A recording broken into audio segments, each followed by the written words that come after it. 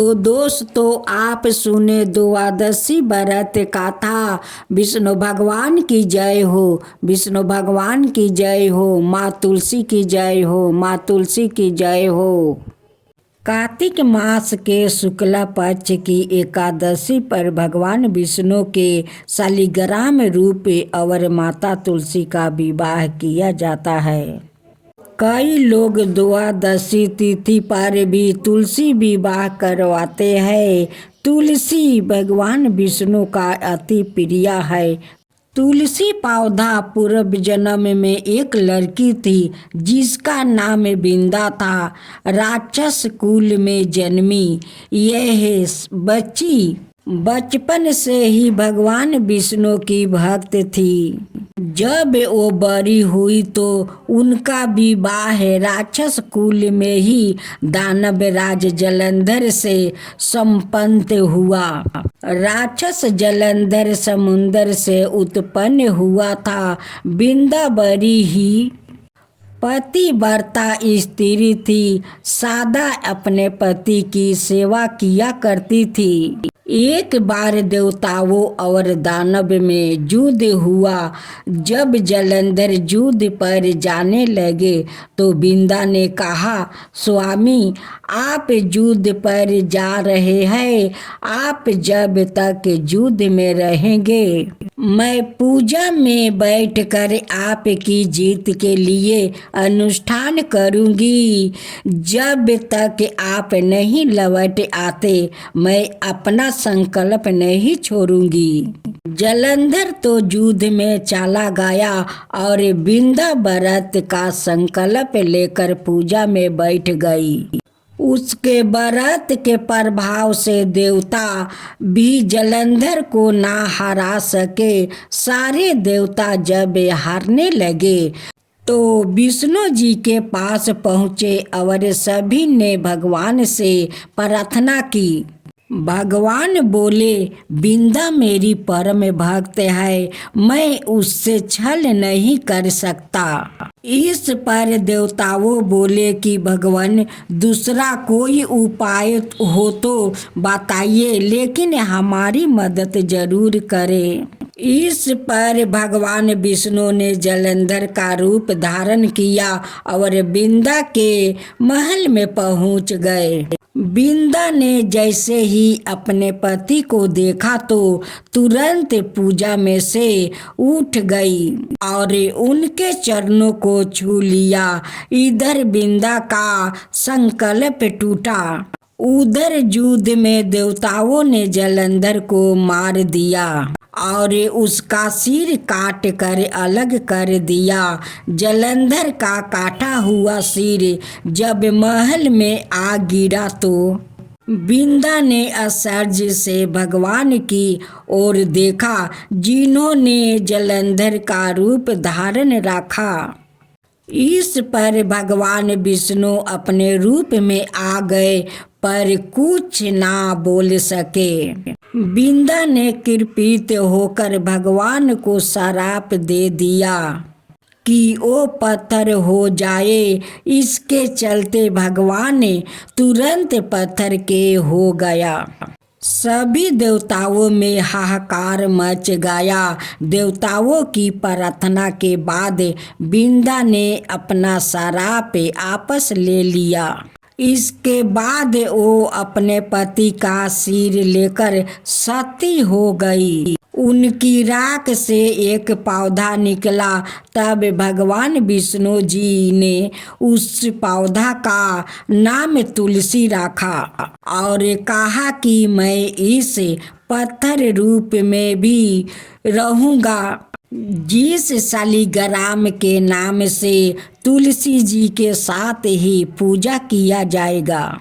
इतना ही नहीं, उन्होंने कहा कि किसी भी शुभ कार्य में बिना तुलसी जी के भोग के पहले कुछ भी स्वीकार नहीं करूँगा। तभी से ही तुलसी जी की पूजा होने लगी। कार्तिक मास में तुलसी जी का विवाह शालिग्राम जी के साथ किया जाता है। साथ ही देवउठानी एकादशी के दिन इस तुलसी विवाह के रूप में मनाया जाता है। शुक्ला पक्ष की एकादशी को देवउठानी एकादशी कहा जाता है। इसे देवो प्रबोधिनी एकादशी और देवोत्थान एकादशी भी कहा जाता है। शास्त्रों के अनुसार इस दिन भगवान विष्णु 4 महीने का शयन काल पूरे करने के बाद उठते हैं। देवउठानी एकादशी के दिन माता तुलसी का विवाह भी किया जाता है। कहा जाता है कि इस दिन से भगवान विष्णु सृष्टि का कार्यभार संभालते हैं। यही वजह से इस दिन से शुभ मंगलिक कार्यक्रम शुरू हो जाता है। इस दिन भगवान विष्णु की विधि विधान से पूजा अर्चना की जाती है। मानता है कि एकादशी व्रत रखने से भगवान विष्णु की विशेष कृपा प्राप्त होती है और मृत्यु के पश्चात मोक्ष की प्राप्ति होती है। सुबह जल्दी उठकर स्नान आदि से निवृत्त हो जाए, घर के मंदिर में दीप प्रज्वलित करे, भगवान विष्णु का गंगा जल से अभिषेक करे, भगवान विष्णु का पुष्पों और तुलसी दल अर्पित करे। अगर संभव हो तो इस दिन व्रत भी रखे। देवउठानी एकादशी के दिन तुलसी विवाह भी होता है। इस दिन भगवान विष्णु के शालिग्राम अवतार और माता तुलसी का विवाह किया जाता है। इस दिन माता तुलसी और शालिग्राम भगवान के भी विधि विधान से पूजा करे, भगवान की आरती करे, भगवान को भोग लगाए।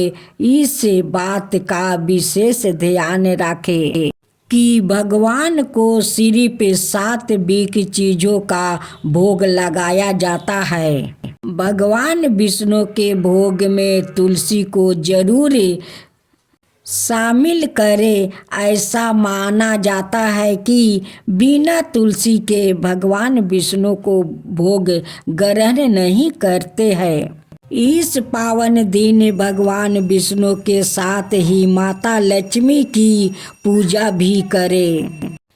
जय लक्ष्मी माता मैया, जय लक्ष्मी माता, तुम कौन सी दिन सेवते हर विष्णु दाता। ओम जय लक्ष्मी माता। ओम बाराम बाबा रामिनी, तुम ही जग माता, सूर्य चंद्रमा धावते नारद ऋषि गाता। ओम जय लक्ष्मी माता। तुम ही पातालनी वासिनी, तुम ही सुविदाता, कर्म प्रभाव प्रकाशनी, भाव निधि की दाता। ओम जय लक्ष्मी माता। जिस घर में तुम रहती हो ताहि में है सद्गुण आता, सब संभव हो जाता, मन नहीं घबराता। ओम जय लक्ष्मी माता। तुम बिना ज्ञान ना होता, बस्तर ना कोई पाता, खाने पान का भाव सब तुमसे आता। ओम जय लक्ष्मी माता। शुभ गुण मंदिर सुंदर सिरोधी जाता, रतन चतुर्दश तुम बिना कोई नहीं पाता। ओम जय लक्ष्मी माता। माँ लक्ष्मी जी के आरती जो कोई नर गाता, और आनंद समाता पाप उतर जाता। ओम जय लक्ष्मी माता, ओम जय लक्ष्मी माता, मैया जय लक्ष्मी माता। तुमको निस दिन सेवत हर विष्णु दाता। ओम जय लक्ष्मी माता। विष्णु भगवान की जय हो, विष्णु भगवान की जय हो, माँ लक्ष्मी की जय हो, माँ लक्ष्मी की जय हो, माँ तुलसी की जय हो, माँ तुलसी की जय हो। किसी गांव में एक साहूकार रहता था। उसका एक बेटा और एक बहू थी। बहू कार्तिक महीना में रोज सवेरे उठकर गंगा स्नान के लिए जाती है। उसी गंगा घाट पर वो एक तुलसी का पेड़ रोप रखी थी। सुबह जल्दी जाते समय वो किसी भी पराया पुरुष का मुंह नहीं देखती है। एक राजा का बेटा भी सुबह सवेरे गंगा स्नान के लिए जाता है। वो हैरान हो जाता है कि मैं इतनी जल्दी उठता हूँ स्नान के लिए, लेकिन कोई तो है जो मुझसे भी जल्दी उठकर नहा लेता है। कार्तिक महीना के 5 दिन बचे थे कि एक दिन साहूकार की बहू तो स्नान करके माँ तुलसी का पूजा कर लेती है। करते हुए आपस से जा रही थी और उस समय राजा का बेटा स्नान के लिए आ रहा था। आवाज सुनकर वो जल्दी जल्दी जाने लगी, लेकिन जल्दबाजी में उसकी माला उनकी ओही पर नवलाखा हार छूट गया। राजा के बेटा ने उसकी नवलाखा हार उठा लिया और सोचने लगा कि जिस स्त्री की यह नवलाखा हार इतनी सुंदर है, उस स्त्री कितनी सुंदर होगी।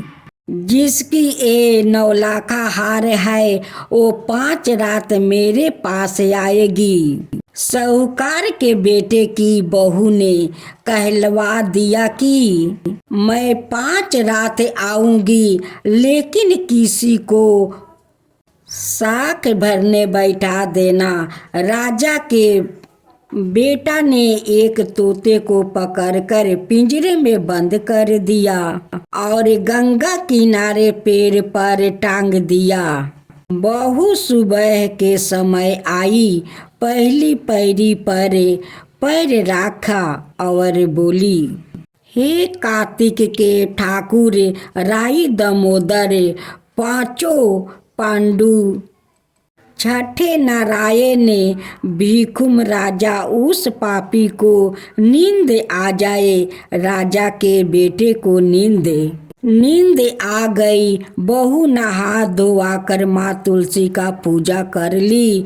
जब पूजा हो गई तो चलने लगी तो तोते से बोली, सुबह सुबह तेरे गले डालूगी हीरा, मेरी शाखा भरियो। बीरा सुबह बोला कि कोई वीर भी शाख भरता है क्या? ओ फिर बोली, सुबह सुबह तेरे पग घालूंगी। नेबर शाख भरियो, मेरे देवर सुबह ने कहा, ठीक है भाभी, मैंने तेरी शाख रखूंगा। वो तो कह कर चली गई। राजा का बेटा हड़बड़ा कर उठा और सुबह से पूछा, सुबह वो आई थी? कैसी थी सुबह? बोला, आभा किसी बिजली होली, किसी झलकेला, किसी कामनी गुलाब का सा रंग लगा।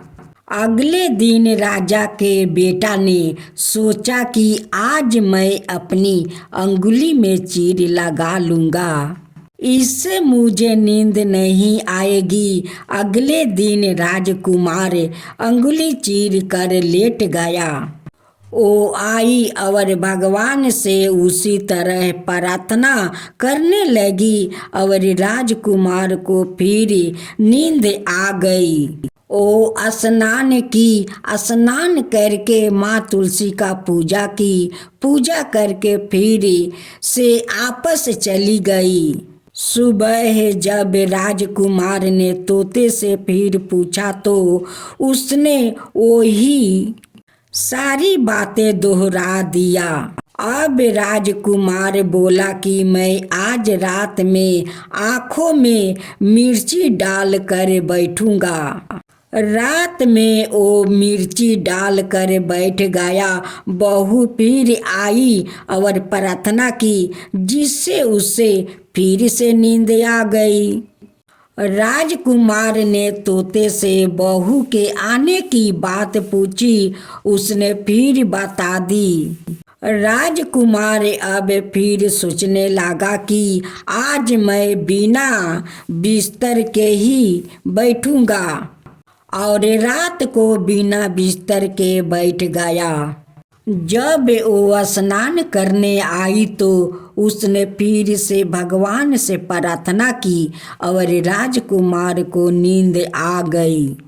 जब वो नहाकर जाने लगी तो आंख बंद करके चली गई। राजकुमार जब उठा तो वो जा चुकी थी। आज मैं अंगीठी जलाकर बैठूंगा, जिससे नींद नहीं आएगी। फिर वो रात को अंगीठी राख कर बैठ गया। साहूकार की बहू आई और वो भगवान से प्रार्थना करने लगी कि आपने 4 रातें तो निकाल ली, अब यह रात और निकाल दो। भगवान ने उसकी बात राख ली और राजकुमार को नींद आ गई। जब वो नहाकर माँ तुलसी का पूजा की, जब जाने लगी तो तोते से बोली कि इस पापी को कह देना कि 5 रातें पूरी हो चुकी है। ओ मेरे मोतियों की माला मेरे घर भेजवा दे। सुबह जब राजकुमार की आंख खुली तो उसने तोते से पूछा कि क्या वो आई थी। तो तोते ने कहा, हाँ वो आई थी और उसने अपनी माला मांगी है। यह सुनकर राजकुमार सोचने लगा कि वो तो सच्ची थी, तभी तो भगवान ने भी उसका सत्य रखा। कुछ समय के बाद राजकुमार तो कोढ़ा हो गया। राजा ने ब्राह्मण को बुलाकर पूछा कि मेरे बेटा का शरीर क्यों जल रहा है। ब्राह्मण ने विस्तार से सारी बात राजा को बताई कि उसने क्या किया है। ब्राह्मण ने कहा कि इसने पतिव्रता स्त्री पर बुरी नजर डाली है, इसलिए तो इस रोग से पीड़ित हुआ है। राजा ने इसके ठीक होने का उपाय पूछा तो ब्राह्मण ने कहा कि उस साहूकार की बहू को धर्म की बहन बनाए और रोज उसके नहाए हुए जल से यह स्नान करे, तब यह ठीक हो सकता है। राजा साहूकार की बहू की माला लेकर साहूकार के घर गया और बोला कि यह माला आपकी पुत्रवधू की है, इसे ले लो और आपकी बहू के नहाए हुए जल से मेरे बेटे को नहला दो। साहूकार बोला कि वो तो किसी पराये पुरुष का मुंह तक नहीं देखती है, आप उसे इस नाली पर बैठा दीजिए। जब वह ऊपर नहाएगी तब नीचे इस नाली के पानी से आपका पुत्र नहा लेगा। राजकुमार ने ऐसा ही किया और कुछ समय बाद उसका शरीर चंदन सा हो गया। हे पच भिखु देवता, जैसे आपने साहूकार की पुत्रवधू का सत रखा, वैसे ही सबकी रखना। जो आपका कथा कहे उन पर अपना कृपा करना, जो आस पास का लोग सुने उस पर कृपा करना, जो हुंकार भरे उस पर कृपा करना, सबका ऊपर कृपा करना। हे पच भिखु देवता। पूनो नहाई पौना नहाई, पांच रतन पांच तीरथ पांच भिखुम नहाई। अंधे का लाई है अमला यद के लाई है, लाई दमोदर सांवला है जिसने सृष्टि रचाई है। राजा के घर में उतरी है पुत्री बन के आई है, राजा लाए है बियाहन की रानी बनाई है। चार चकर चार मकर चार दिया लाए हैं। मैं तुझसे पूछूं श्री कृष्णा जी कब निस्तारा होए है, जब आएंगे कार्तिक का महीना तब निस्तारा होए है। आज आप सुने आंवला एकादशी व्रत कथा। एक राजा था, उसका वरन था कि वो रोज 1.25 मन आंवले का दान करके ही खाना खाता था। इससे उसका नाम आंवलाए राजा पड़ गया। एक दिन उसके बेटा बहू ने सोचा कि राजा इतने सारे आंवले रोजाना दान करते हैं, इस प्रकार तो एक दिन सारा खजाना खाली हो जाएगा। बेटे की बात सुनकर राजा को बहुत दुख हुआ और राजा रानी महल छोड़कर बीघा वन जंगल में जाकर बैठ गया। राजा रानी आंवला दान नहीं कर पाए और वरन के कारण कुछ नहीं खाया। जब भूखे प्यासे 7 दिन हो गया तब भगवान ने सोचा कि यदि मैंने इसका वरन नहीं रखा और इसका सत्य नहीं रखा तो विश्वास चले जाएगा। इसलिए भगवान ने जंगल में ही महल राजे और बाग बगीचा सब बनवा दिया और ढेरों आंवले के पेड़ लगा दिया। सुबह राजा रानी उठे तो देखा कि जंगल में उनके राज्य से भी दोगुना राज्य बसा हुआ है। राजा रानी से कहने लगे, रानी देख, कहते हैं सत मत छोड़, सुरमा सत छोड़ाया मत जाया, सत्य की छोरी लक्ष्मी फिर मिलेगी आए। आओ नहा धोआ कर आंवले दान करे और भोजन करे। राजा रानी ने आंवले दान करके खाना खाया और खुशी खुशी से जंगल में रहने लगे। उधर आंवला देवता का अपमान करने के, माता पिता से बुरा व्यवहार करने के कारण बहू बेटे के बुरे दिन आ गया। राज्य दुश्मनों ने छीन लिया, दानों दानों को मोहताज हो गए और काम ढूंढते हुए अपने पिताजी के राज्य में आ पहुँचे। इनके हालत इतने बिगड़े हुए थे कि पिता ने उन्हें बिना पहचाने हुए काम पर रख लिया। बेटे बहू सोच भी नहीं सकते कि उनके माता पिता इतने बड़े राज्य के मालिक भी हो सकते हैं, सो उन्होंने भी अपने माता पिता को नहीं पहचाना। एक दिन बहू ने सास के बाल गूंथते समय उनकी पीठ पर मासा देखा।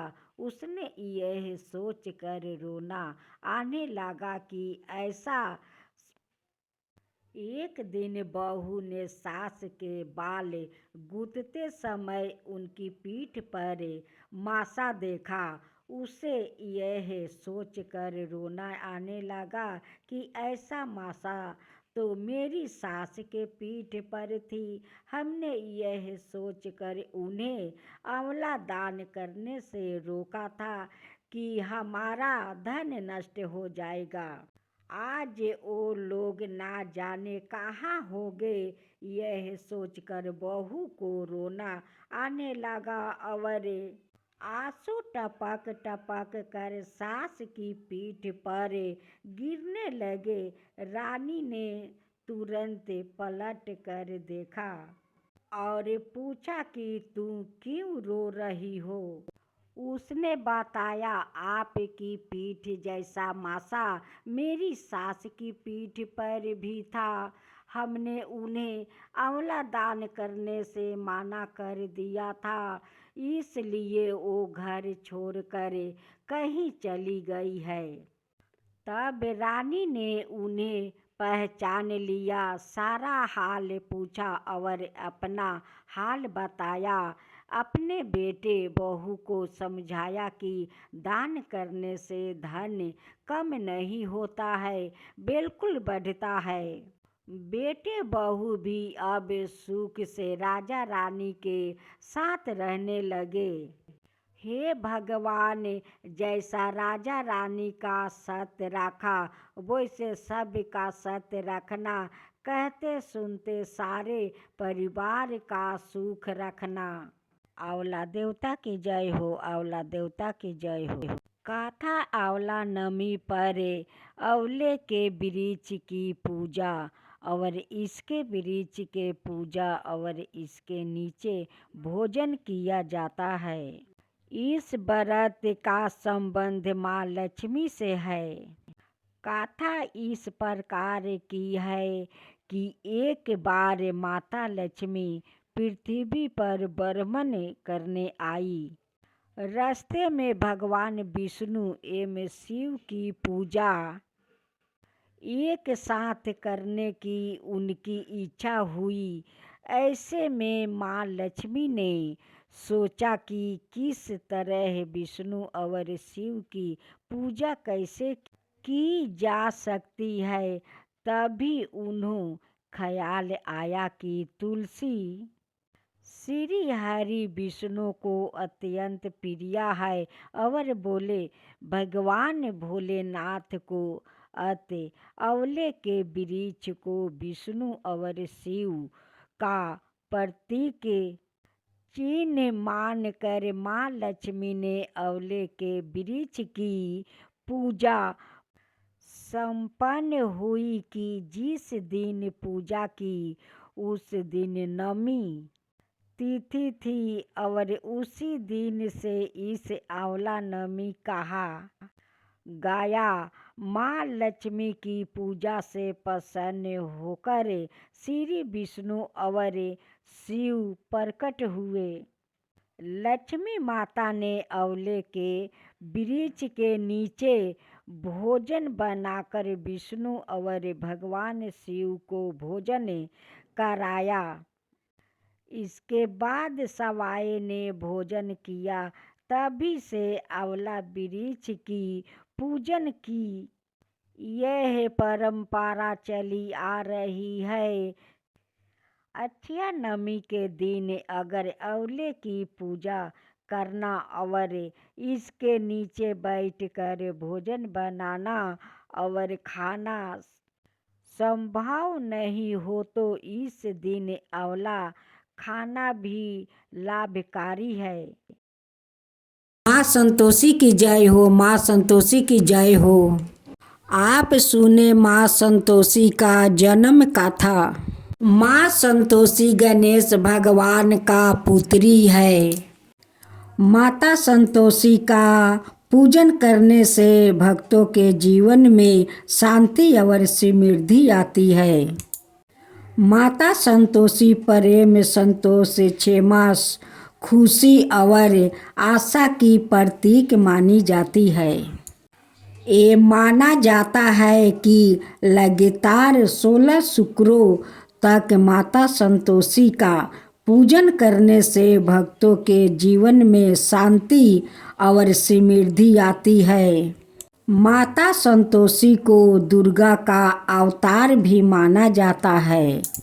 इसी के साथ माता संतोषी के जन्म को लेकर ये दुविधा रहती है कि वो भगवान गणेश की पुत्री है। भगवान गणेश को बल, बुद्धि और विद्या का देवता माना जाता है। इसी के साथ रिद्धि की कृपा बनी रहे तो हम कुशल बन सकते हैं और सिद्धि की कृपा बनी रहे तो हम स्वस्थ और सुरक्षित रहते हैं। इन तीनों की कृपा जिसे मिल जाए तो उसका जीवन सफल हो जाता है। माता संतोषी का इन सभी के साथ जन्म हुआ था, जिसके कारण उनके व्रत से व्याकृत के जीवन की सभी परेशानियों खत्म हो जाती है। पौराणिक गृहस्थों में इस कथा के लिए कोई स्पष्ट उल्लेख नहीं मिलता है। मान्यताओं के आधार पर कहा जाता है कि भगवान गणेश के 2 पुत्रों के साथ एक पुत्री भी थी जिनका नाम माता संतोषी था। भगवान गणेश की 2 पत्नियां रिद्धि और सिद्धि थी, जिनसे उन्हें 2 पुत्र शुभ और लाभ हुआ। माना जाता है कि भगवान गणेश अपनी बुआ से रक्षा सूत्र बंधवा रहे थे और इसके बाद तोहफों का लेन देन देखने के बाद गणेश जी के पुत्रों ने इस रस्म का रहस्य पूछा।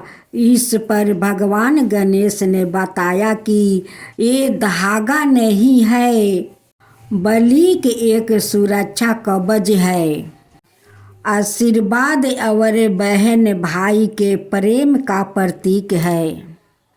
इस पर भगवान गणेश के पुत्र शुभ और लाभ ने इच्छा व्याकृत किया कि उन्हें भी एक बहन चाहिए जिसे वो रक्षा सूत्र बंधवा सके। इसके बाद भगवान गणेश ने अपनी विशेष शक्तियों से एक ज्योति उत्पन्न किया और उनकी दोनों पत्नियां की आत्म शक्ति के साथ उसे सम्मिलित कर लिया। इस ज्योति ने कन्या का रूप धारण कर लिया और गणेश जी की पुत्री का जन्म हुआ, जिसे संतोषी का नाम दिया गया और शुभ और लाभ की बहन बन गई और उनका माँ संतोषी का नाम से लोग पूजा करने लगे। माँ संतोषी गणेश जी की पुत्री है। माँ लक्ष्मी की जय हो, माँ लक्ष्मी की जय हो, विष्णु भगवान की जय हो, विष्णु भगवान की जय हो। आप सुने माँ लक्ष्मी की व्रत कथा। एक बूढ़ा ब्राह्मण था, वो रोज पीपल को जल से सींचता था। पीपल में से रोज एक लड़की निकलती और कहती, पिताजी मैं आपका साथ जाऊंगी। यह सुनते सुनते बूढ़ा दिन पे दिन कमज़ोर होने लगा। तो बुढ़िया ने पूछा कि क्या बात है। बूढ़ा बोला कि पीपल से एक लड़की निकलती है और कहती है कि वह भी मेरे साथ चलेगी। बुढ़िया बोली कि कल ले आना उस लड़की को, जहाँ 6 लड़कियाँ पहले से ही हमारे घर में हाय वहाँ सातवीं लड़कियाँ और सही।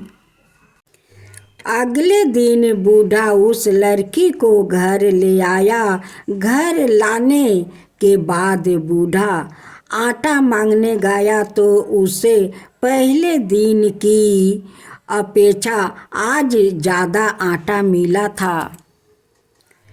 जब बुढ़िया वो आटा सानने लगी तो लड़की ने कहा कि लाओ माँ, मैं सान देती हूँ। जब वह आटा सानने बैठी तो परात भर गई। उसके बाद माँ खाना बनाने जाने लगी तो लड़की बोली कि आज रसोई में मैं जाऊंगी। तो बुढ़िया बोली कि ना, तेरा हाथ जल जाएंगे। लेकिन लड़की नहीं मानी और वो रसोई में खाना बनाने गई तो उसने तरह तरह की 36 भोजन बना डाले और आज से भी ने पेट भर खाना खाया। इससे पहले वह आधा पेट भूखे ही रहते थे। रात हुई तो बुढ़िया का भाई आया और कहने लगा कि दीदी मैंने तो खाना खाऊंगा। बुढ़िया परेशान हो गई कि अब खाना कहाँ से लाऊंगी। लड़की ने पूछा कि माँ क्या बात है। उसने कहा कि तेरा मामा आया है और रोटी खाएगा, लेकिन रोटी तो सबने खा ली है, अब उसके लिए कहाँ से लाऊंगी। लड़की बोली कि मैं बना दूंगी और वो रसोई में गई और मामा के लिए 36 भोजन बना दिया। मामा ने पेट भर खाया और कहा भी कि ऐसा खाना इससे पहले उसने कभी नहीं खाया है। बुढ़िया ने कहा कि भाई तेरी पौनी भाजी है, उसने बनाया है। जब शाम हुई तो लड़की बोली कि माँ चौका लगा के चौका का दिया जला देना, कोठे में मैं सोऊंगी। बुढ़िया बोली कि ना बेटी, तू डर जाएगी। लेकिन वो बोली कि ना, मैं ना डरूंगी, मैं अंदर कोठे में ही सोऊंगी। चाहे कोठे में ही जाकर सो गई। आधी रात को लड़की उठी और चारों ओर आंखें परी तो धन ही धन हो गया। वो बाहर जाने लगी तो एक बूढ़ा ब्राह्मण सो रहा था। उसने देखा तो कहा कि बेटी तू कहाँ चली। लड़की बोली कि मैं तो दरिद्रता दूर करने आई थी और तुम्हारे दूर करवानी है तो करवा लो। उसने बूढ़े के घर में भी आंखें से देखा तो चारों ओर धन ही धन हो गया। सुबह सवेरे सब उठे तो लड़की को ना पाकर उसने ढूंढने लगे कि पावनी बेटी कहाँ चली गई। बूढ़ा ब्राह्मण बोला कि वो तो लक्ष्मी माता थी जो तुम्हारे साथ मेरी दरिद्रता भी दूर कर गई। हे लक्ष्मी माता, जैसे आपने उनकी दरिद्रता दूर की वैसे ही सबकी दरिद्रता दूर करना।